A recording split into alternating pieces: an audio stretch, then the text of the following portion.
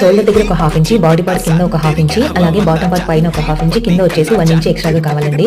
ఈ ఖర్చులన్నీ కలిపితే కనుక ఒక 47.5 వస్తుంది. సగం వచ్చేసి 7 ఇంచుకి మార్క్ వేయండి. ఈ విధంగా అంత డౌన్ వచ్చేసి పైన ఎంతైతే తీసుకున్నామో అంతే కొలత కింద కూడా పెట్టేసేయండి. ఈ విధంగా 7 ఇంచుకి మార్క్ వేసేసి 13+1 అంటే 14 ఇంచ్ అండి బాడీ పార్ట్ లెంత్. ఈ విధంగా 14 ఇంచుకి మార్క్ వేయండి.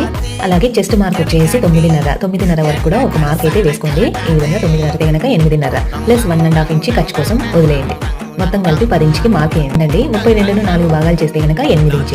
8 ఇంచుకి మార్క్ వేసుకొని దానికి ఖర్చు కోసం 1.5 ఇంచుకి మార్క్ వేసేసేయండి.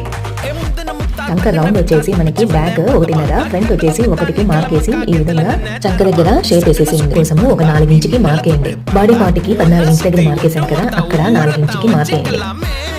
అక్కడ నుంచి లైన్ వేసేసేయండి, మార్క్ వేయండి. తర్వాత ఫ్రంట్ నెక్ బ్యాక్ నెక్ రెండు కలిపి నేను 4 ఇంచ్ అయితే తీసి బాడీ పార్ట్ కూడా కట్ చేసేసేయండి. ఈ విధంగా కట్ ప్లీట్స్ అయితే పెట్టాలండి.